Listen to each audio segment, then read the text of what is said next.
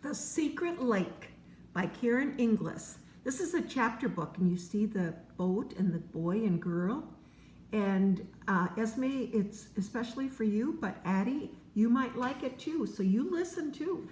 Here we go. It's a chapter book. Chapter 1, The Gardener. Tom's face felt so hot he was sure it was about to explode. The midday sun beat down mercilessly on his back, and the beads of sweat that had long since formed on his forehead began to itch and tickle. But still he dug on. Surely if he kept going, there would be a sign. A tuft of silky fur, perhaps. A distant squeak. Or, this would really be the best, a pair of tiny eyes squinting blindly up towards the daylight. He paused to wipe the trickling sweat with the back of his wrist, and then he lifted his spade for what felt like the 100th time.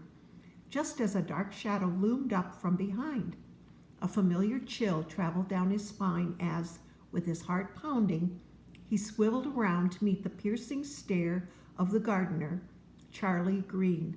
"Now look here, Tom Hawken, I've told you before, I've enough trouble chasing up these darn molehills without having you going around digging them up." Tom felt his cheeks burning, which was odd because his body was suddenly freezing. Charlie Green had had it in it for him since the day they had moved the gardens. Of that he was sure. He was always giving him funny looks. Tom tried to speak, but his throat, which suddenly felt drier than the Sahara at noon, stuck tight. He never had been brilliant at getting out of trouble, just expert at getting into it. Charlie Green squinted darkly. "Next time I'll have to tell your mom," he growled. "Now take that rag of yours and be off." Tom fumbled as he gathered up the corners of his treasure rag. To his relief, Charlie Green hadn't noticed the array of plant bulbs he had dug up, which now lay scattered amongst his earth treasure. 3 handsome stones, a piece of a broken green bottle, and a tatty old purse that had probably belonged to a child's doll. The stones he would keep and place in his box marked Tom's earth treasure, which sat in the grate of his enormous bedroom fireplace. Everything else he would throw back. By the time he nudged open the small gate separating his parents' small patio garden from the main communal gardens, Charlie Green had already refilled the mole hole and was now stomping angrily across the lawns toward his shed. Clusters of tiny earth mounds lay scattered all around. It had been a bad week for moles in West London. Ooh, the setting of the story is in London, England, Great Britain. Tom's heart still took off every time he entered his first floor bedroom. After his tiny room in their 10th floor Hong Kong apartment, it really seemed like a dream come true. His ceiling reached high like a private indoor sky. The narrow French doors opening onto the tiny sun-filled balcony stood tall as skyscrapers. And on the far wall, a magnificent marble fireplace stood even taller than he was. But more important than all of these things was the view. Tom's new room looked out onto a vast, rambling garden that stretched as far as the eye could see. The garden, which was shared by all of the houses in the square, was filled with clusters of rhododendron bushes and sprawling oak trees whose branches seemed to brush the passing clouds. Really a tall tree. And remember, he said now he used to live in Hong Kong, China. Wow. Tom pressed his nose hard against the French door window and breathed in deeply, still wondering about Charlie Green. Then through his clouds of warm breath on the glass, he saw a small dog shoot out from a cluster of trees and race across the lawn towards the houses. Slowly, Tom's mouth widened into a grin. "I don't believe it, Stell," he yelled at the top of his voice. "Harry's back." Stella, who was laying on her back in her room next door studying her friendship bracelet, didn't answer. With her iPhone music on full volume, she was busy hoping that her friends back in Hong Kong, who would all be asleep now, had thought about her today. She also happened to be crunching her 5th fruit polo of the day, lime green flavor to be precise, the one that always made her ears tingle. Tom thinks he's in heaven, she had just messaged her best friend Hannah on Facebook, but it's so deathly dull around here. All it is molehills and boys. Stella didn't budge, nor for that matter did Tom, who was now leaning out so far over his balcony he was almost going to fall off. He was determined to see if old Mrs. Moon would be at her gate to welcome her disappearing dog. Of course she wasn't. After all, she would have to be a psychic to know exactly when Harry would choose to come home. Never mind psychic, all the garden residents thought Mrs. Moon was batty. Kind of crazy. Her lost dog notices were pinned up everywhere, and she drove them all mad, phoning everyone each time Harry went off, which was often for days at a time.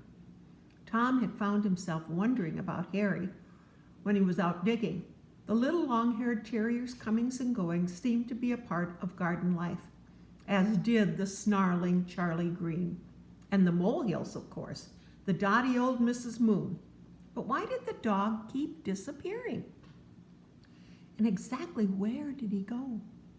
As thoughts of Charlie Green quickly evaporated, Tom resolved to solve Harry's mystery by summer end. Chapter 2. So it looks like those kids live in a lot of different places. And a dog that runs away. Chapter 2 is called Beneath the Mound. I wonder where Harry's gone this time, Stella murmured as the sound of her mother's piano playing wafted through the morning breeze. Harry had been missing for almost a week, and Mrs. Moon was beside herself. As a result, so were most of the garden residents. Tom and Stella were sitting on their favorite mound of grass on the island. The island was a cluster of 4 oak trees in the center of the garden, skirted by rhododendron bushes. Stella twirled her friendship bracelet, a present from Hannah when they had left Hong Kong. Neither time nor distance will break our bond, Hannah had said dramatically when she had given it to her. Oh, how much those words meant now. I wonder where Harry goes every time, Tom said with a frown as he picked at the mound of grass with his trowel. Don't do that, snapped Stella. If Charlie Green catches you, you'll be... Hey, what's this? Tom's eyes locked open as he sat staring between his legs at the ground. What's what? Stella leaned forward as Tom continued scraping grass off the top of the mound beneath him. I think it's a real treasure, he shrieked. Sure enough, as Tom carried on digging and his eyes continued to widen, underneath they could see what looked like a rounded lid of a wooden container. A real treasure chest. Suddenly Stella clutched Tom's arm. Ouch! Let's go, will you? Let go, will you? He squealed. Shh, hissed Stella, sitting bolt up and staring straight ahead. The bushes opposite rustled. Stella and Tom sat still as statues. If Charlie Green appeared now, they were done for. Must have been a bird, whispered Tom. Finally letting out a breath, the bush was still again. He looked down and carried on digging. It's a box, and it's got grooves on the lid, he gasped. The rounded lid of the treasure chest seemed to go on forever as the patch Tom dug grew wider and wider. And then Stella's pale blue eyes widened. Tom, she whispered in disbelief. It's not a box. It's a boat. A boat? It can't be a boat, stupid. There's no water around here. At that moment, the bush opposite trembled violently. They really had it at this time. They knew Charlie Green's breathless snort anywhere. He was probably crawling through the undergrowth to take them by surprise. Then with a final sharp rustle, the leaves ahead parted out, and to the clearing appeared Harry. Harry, they cried. He's soaking wet, exclaimed Stella. Harry took one look at Tom and Stella and then turned towards home and fled. Wait, Harry! Tom began to take the chase, but it was too late. Harry streaked like lightning out past the rhododendron bushes and across the sun-drenched lawn. Mrs. Moon didn't know it yet, but she was in for a very pleasant surprise. "Tom, come back!" Tom gave up his chase about halfway across the lawn, just as their mother's voice echoed across the garden. "Tom, Stella, come on, we're leaving." "Help me with this." Stella was dragging a log across the lawn towards the mound. "If Charlie Green finds this mess, we'll be grounded indoors for a week." Tom looked despondent. He had just unearthed the greatest treasure of his digging career, and here he was being told he had to cover it up.